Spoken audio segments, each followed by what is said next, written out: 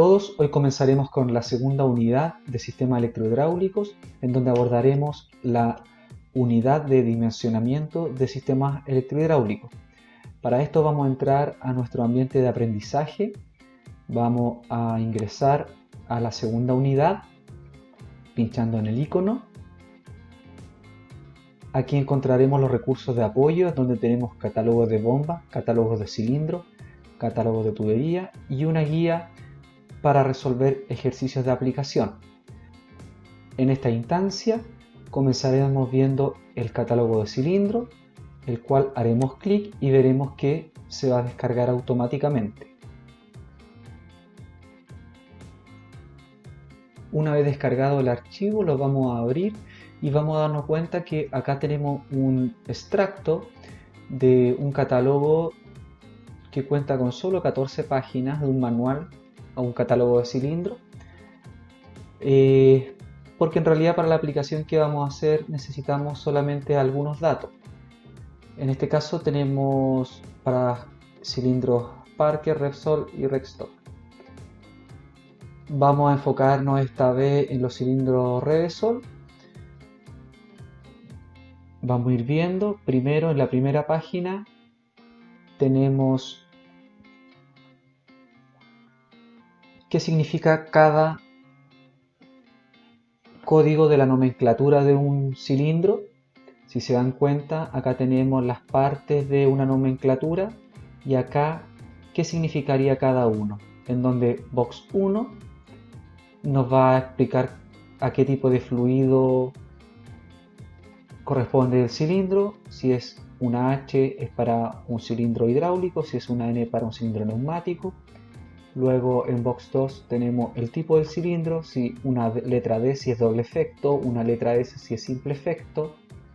Luego en el box 3 tenemos el diámetro interior del cilindro, en este caso tiene un ejemplo de 4 pulgadas, aquí me dice que va a ser dependiendo del catálogo del cilindro que tengamos.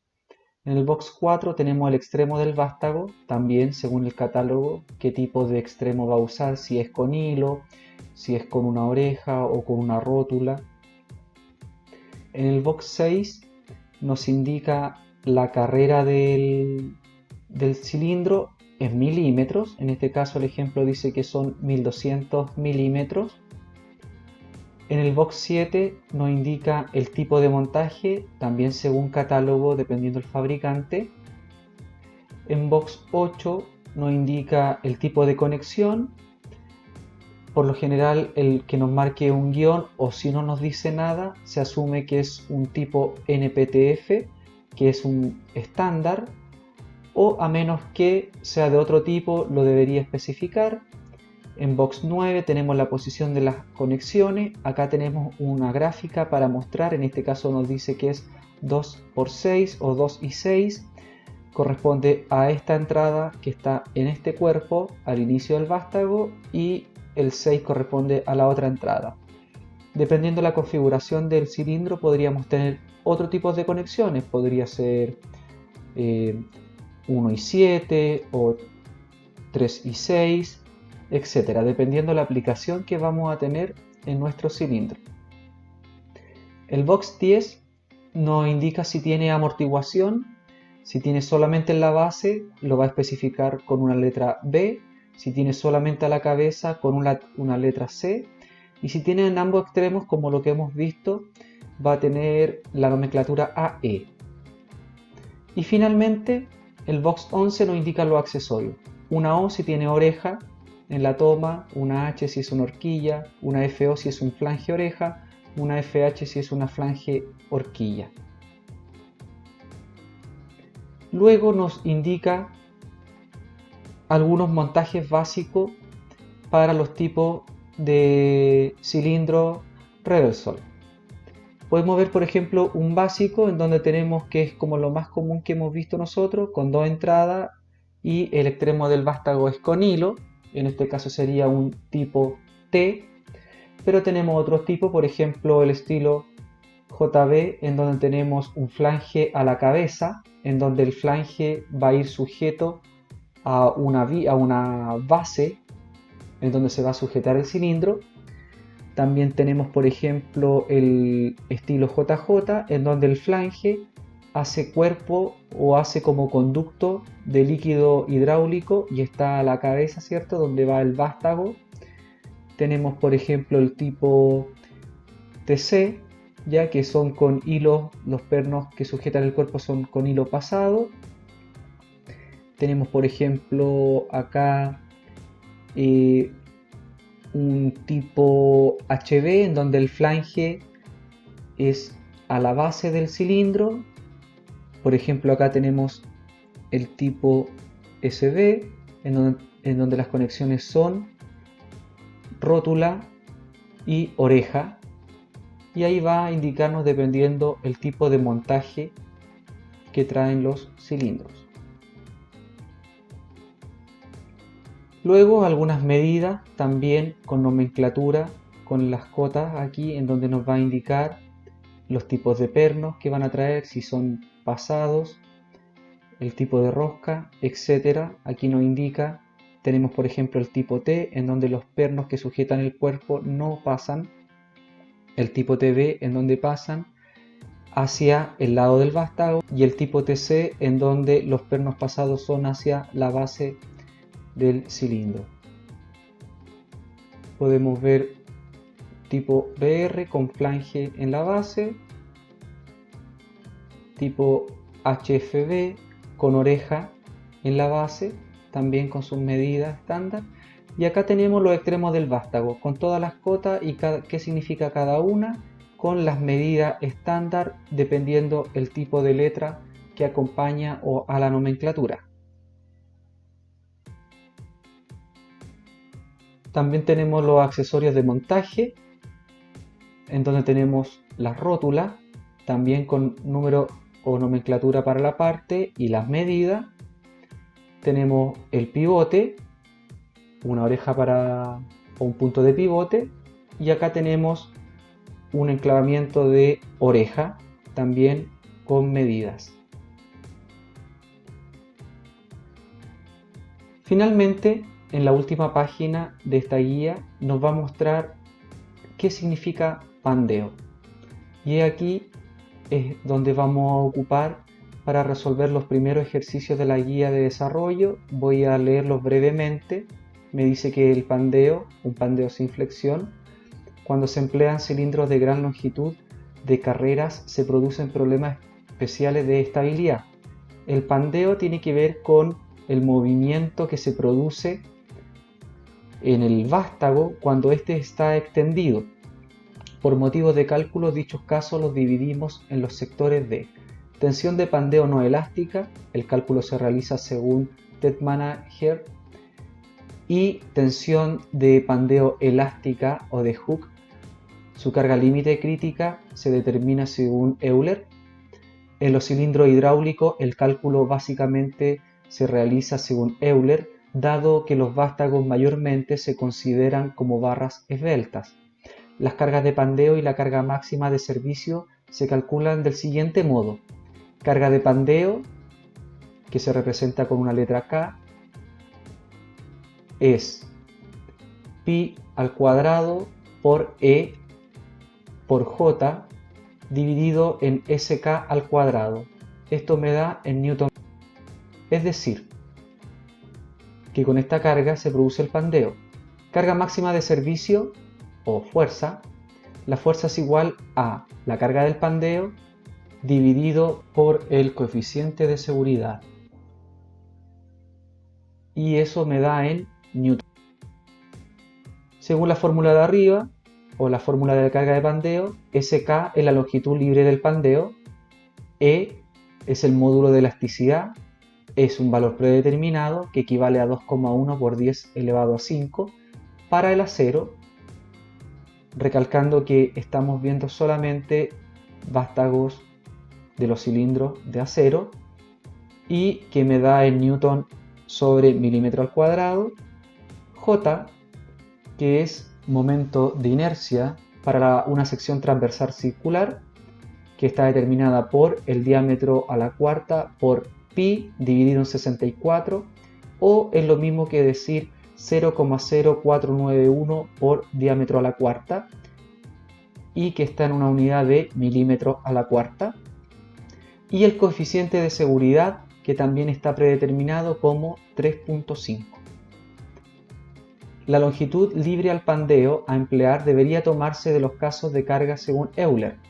Para simplificar, el cálculo no se considera el esfuerzo por el tubo del cilindro. Para cilindros estándar, cuya posición de montaje casi nunca se conoce, ello ofrece la seguridad necesaria para la absorción de la tensión de flexión superpuesta. Entonces, lo que está diciendo acá que para consideración de cálculo no tomaremos el esfuerzo en el tubo del cilindro, ya que el pandeo se produce cuando el vástago está extendido. Para eso, los casos de carga según Euler, tenemos 4 casos. El caso 1, en donde tenemos un cilindro que su base está fija o anclada y el vástago, la punta del vástago está libre. La carga que se produce sobre la punta del vástago puede producir un pandeo hacia los laterales. Acá nos dice un extremo libre, un extremo fijamente sujetado. Debemos considerar que el extremo sujetado puede ser la base del cilindro o en la mitad del cilindro. En el caso 2 tenemos un caso básico que es lo más común que hemos visto. Tenemos dos extremos articulados en donde podemos tener, ya sea por una oreja o por una rótula, el cilindro anclado, una rótula o una oreja en la base, una rótula o una oreja en el vástago, en donde estará la carga, y además la carga está siendo guiada por, valga la redundancia, una guía. Luego tenemos el caso 3, un extremo articulado, un extremo fijamente sujeto, en donde la base va fija, puede ir en la base o a la mitad del cilindro, y el vástago va con una rótula donde la carga se mueve, pero también a través de unas guías. En este caso tenemos este tipo de pandeo, en donde el esfuerzo se genera al medio del vástago. En el caso 4, dos extremos fijamente sujetos, anclado en la base del cilindro o a la mitad, y la carga anclada a la punta del vástago, pero también estando guiado. En este caso también el pandeo se produce en la mitad del vástago. Ahora, la longitud libre de pandeo está definida por el factor SK y para cada caso existe un valor SK. Para el caso 1, el SK valdría 2 por L, o el largo del cilindro extendido. Luego tenemos el caso 2, donde SK sería solo L, quiere decir que solamente vamos a considerar esta medida del largo totalmente extendido. En el caso 3 tenemos un valor SK que es el largo por la raíz de medio, o también podríamos escribirlo como un SK es igual a el largo por la raíz de 0,5. Y en el caso 4, en donde nuestro SK sería medio, un medio, o 0,5. Entonces ahora vamos a ir a nuestra guía de desarrollo para ver el primer ejercicio y lo desarrollemos en conjunto. Una vez descargada la guía número 2 de especificaciones hidráulicas, la vamos a abrir y vamos a desarrollar el primer ejercicio. El primer ejercicio de aplicación nos da un problema. Nos dice que tenemos un cilindro hidráulico de doble efecto que debe desplazar verticalmente una carga equivalente a 10 toneladas. La presión disponible en el cilindro es de 125 bar. Tenemos una imagen en donde nos muestra un cilindro que está en una imagen con el vástago adentro, donde tenemos anclaje por oreja en la base y en la cabeza, donde tenemos una carga que está siendo guiada, y al lado tenemos el mismo cilindro, pero esta vez con el vástago extendido. Nos dice que si el vástago está adentro, tenemos un recorrido de 100 centímetros y extendido tenemos un recorrido de 160 centímetros. ¿Cuáles son los requerimientos? Considerar un criterio de sobredimensionamiento de un 20% y determinar el código de especificación del cilindro. Entonces ahora nos vamos a ir y vamos a desarrollar este ejercicio en conjunto. Bueno, para comenzar nuestro ejercicio número 1 de aplicación de la guía, primero vamos a recordar algunas cosas.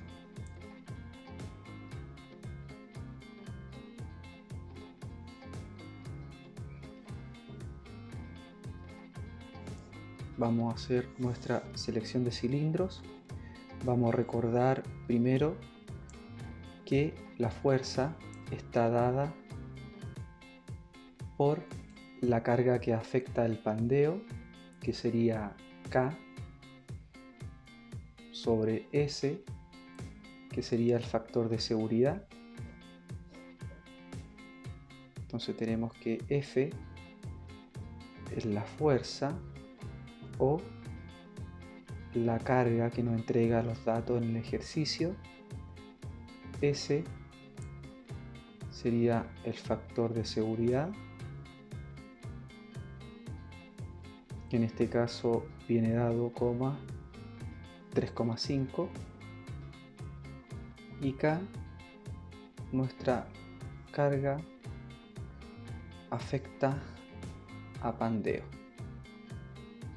Y para calcular la carga afecta a pandeo nos decía que era pi al cuadrado por E por J, y esto dividido en SK al cuadrado, donde tenemos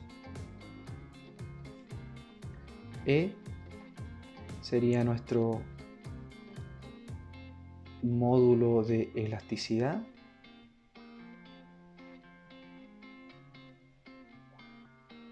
que para un cilindro con vástago de acero es igual a 2,1 por 10 elevado a 5. Eso es newton sobre milímetro cuadrado, donde J sería nuestro momento de inercia, y que está dado por J igual a pi por el diámetro elevado a 4 dividido en 64, y eso nos da la unidad de milímetro elevado a 4, donde SK sería nuestro largo libre a pandeo, que está dado también en milímetros. Entonces, considerando a esto, nuestro ejercicio nos muestra aplicación número 1, nos muestra un cilindro, una imagen de un cilindro. Primero tenemos un cilindro que sujeta una carga que está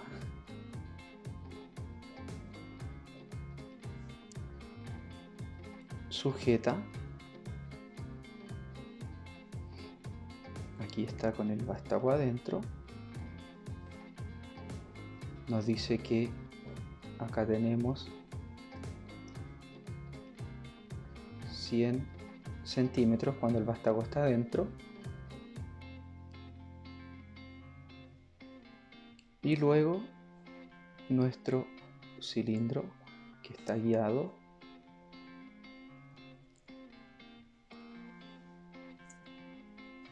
tiene una carga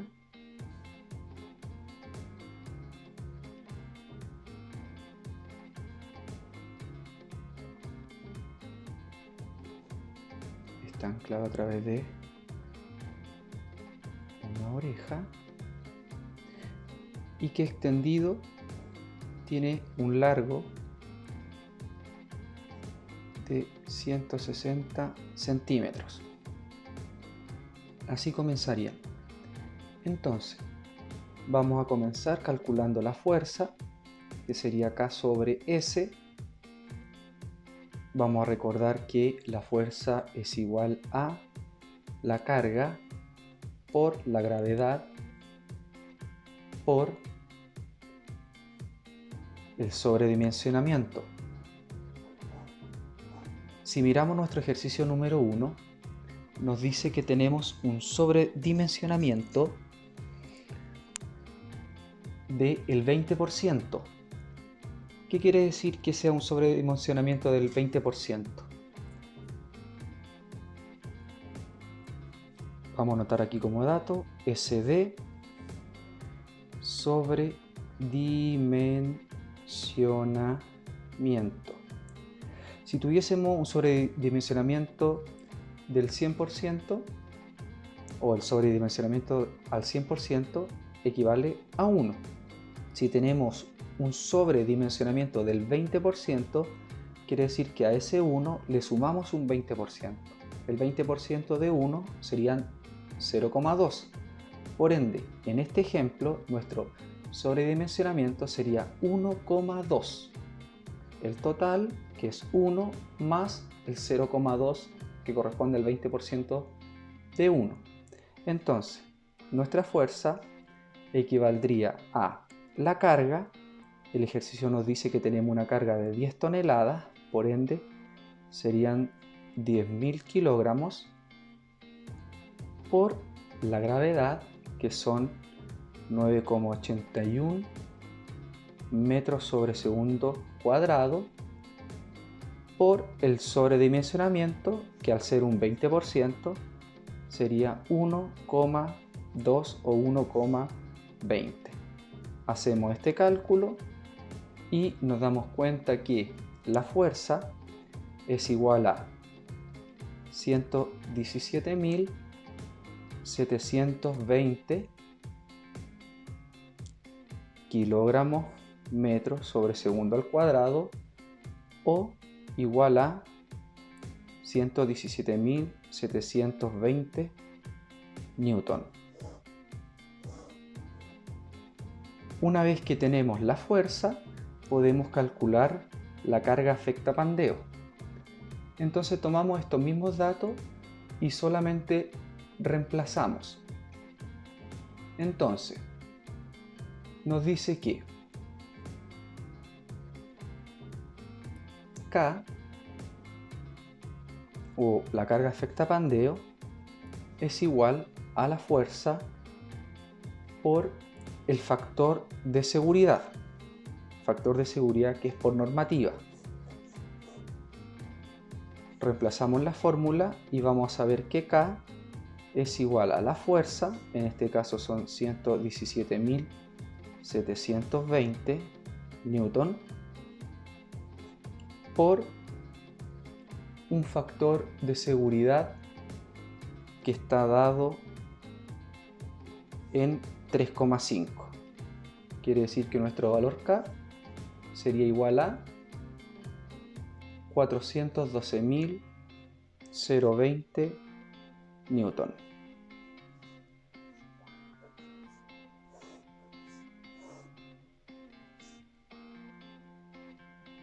Reemplazamos la ecuación donde K serían 412.020, eso es igual a, sería pi al cuadrado por E, que es el módulo de elasticidad, que son 2,1 por 10 elevado a 5, por J, que sería el momento de inercia, que es igual a pi por el diámetro elevado a 4 dividido en 64, y todo eso dividido en SK al cuadrado. Para saber el valor SK nos guiamos por el caso de carga Euler. Si nos damos cuenta, tenemos un cilindro que está anclado con oreja abajo a la carga con oreja y guiado. Si miramos los casos nos damos cuenta que corresponde al caso número 2 con dos extremos articulados y el SK vale L o el largo, este largo. Ahora en este caso dice que son 160 centímetros, lo vamos a pasar a milímetros porque nos dice que SK, el largo del pandeo, en milímetros. Sabemos que 160 centímetros son 1600 milímetros. Por ende, son 64 por SK al cuadrado, serían 1600 al cuadrado. Vamos a resolver esta ecuación. Tenemos la ecuación anotada. Lo que buscamos en el ejercicio es el código de especificación del cilindro, por ende necesitamos despejar el diámetro del vástago. Entonces vamos a resolver la ecuación para despejar el diámetro del vástago. Entonces tenemos estos 412, sabemos que este que está dividiendo pasa hacia allá multiplicando. Entonces tenemos los 412, 0,20 por 64 por 1600 al cuadrado. Luego, una vez que pasó para allá, tenemos este valor que son el 2,1 por 10 elevado a 5, que es el módulo de elasticidad, que está multiplicando, así que cuando pasa para acá pasa dividiendo, quiere decir que ese valor lo voy a dividir por 2,1 por 10 elevado a 5. Luego tenemos un pi al cuadrado, un pi al cubo, están multiplicando, pasan dividiendo, quiere decir que ese resultado lo voy a dividir por pi al cubo, lo voy a dividir por pi elevado a 3 y finalmente todo el diámetro está a la cuarta, así que el resultado lo voy a elevar a la cuarta, que serían 0,25. Entonces el resultado lo elevo a 0,25. Entonces el diámetro del vástago correspondería a 56,74 milímetros. Ahora, una vez que tenemos el resultado, nos damos cuenta que el diámetro mínimo del vástago para el cilindro que necesitamos para soportar una carga de 10 toneladas, bajo el caso número 2 de Euler, debe tener 56,74 milímetros. Si nosotros nos fijamos así en el catálogo está en pulgadas. Entonces esto lo vamos a dividir por 25,4, que sería la equivalencia, y nos dice que el diámetro mínimo del vástago tendría que ser de 2,23 pulgadas. Ahora, sería muy raro que encontráramos un cilindro con este diámetro de vástago, así que podríamos ajustarlo al disponible. Si no tenemos de 2,23, podría ser un 2,5, por ejemplo, de pulgada del diámetro del vástago, para que podamos soportar estas 10 toneladas, desplazando, ¿cierto?, de 100 a 160 centímetros esta carga. Finalmente, por otra parte, vamos a calcular el diámetro del émbolo y lo vamos a hacer en base a Pascal, nada más. Entonces Pascal nos dice que la presión es igual a la fuerza sobre el área. Tenemos la presión en el ejercicio, que era de Entonces nuestra presión es de 12.500.000 .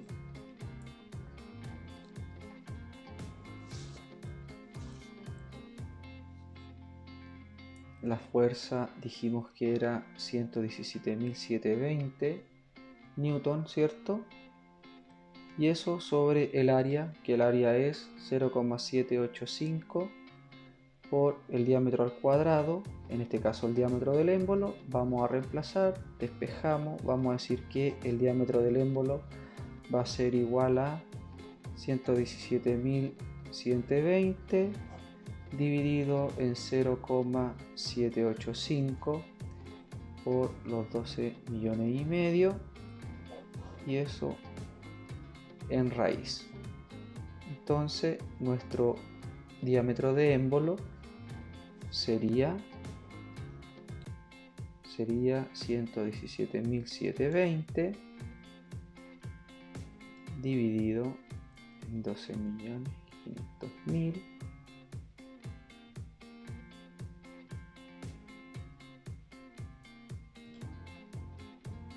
dividido en 0,785, y eso en raíz. Entonces serían 0,1095 metros. Eso lo vamos a dividir en 0,0254 para que lo pasemos a pulgada. Entonces eso lo dividimos en 0,0254 y nos daría 4,312 pulgadas. Entonces tenemos un cilindro en donde el vástago debe medir mínimo 2,23 pulgadas para reducir el pandeo, y el diámetro del émbolo mínimo 4,312 pulgadas.